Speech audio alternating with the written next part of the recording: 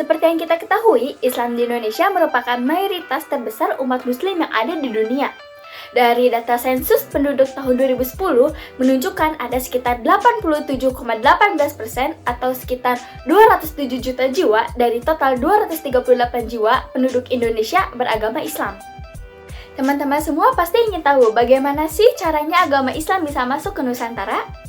Pada kesempatan ini saya akan menjelaskan tentang teori masuknya agama Islam ke Nusantara, terutama pada teori masuknya Islam ke Nusantara dengan menggunakan jalur perdagangan.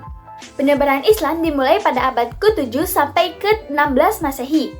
Penyebaran Islam di Indonesia berhubungan erat dengan para pedagang yang ada dari negara-negara lain.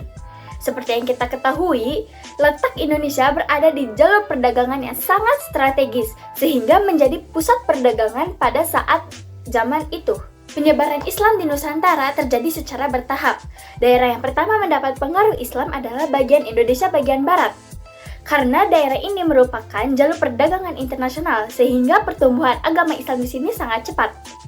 Tidak hanya melakukan transaksi niaga, para pedagang dari Arab, Cina, India, Gujarat mengenalkan ajaran dan nilai-nilai Islam kepada mitranya dari Indonesia, lalu kepada masyarakat sekitar.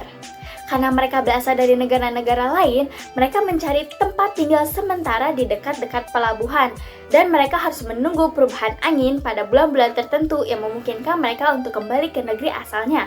Ketika bermukim inilah mereka menyebarkan agama Islam. Mereka membuat interaksi yang semakin intens dan membuka kesempatan masyarakat sekitar untuk mengenal lebih jauh tentang agama Islam. Apalagi budi dan suri teladan yang ditunjukkan para pedagang semakin menarik perhatian banyak orang untuk memeluk agama Islam. Daerah-daerah pemukiman ini kemudian berkembang menjadi beberapa pusat, sehingga terciptalah kerajaan Samudra Pasai dan Aceh. Dari sini Islam menyebar ke kota-kota pelabuhan yang ada di Nusantara seperti Banten, Jepara, Gresik, Tuban, Makassar, serta Ternate dan Tidore. Dan menjadi pusat penyebaran agama Islam di seluruh Indonesia.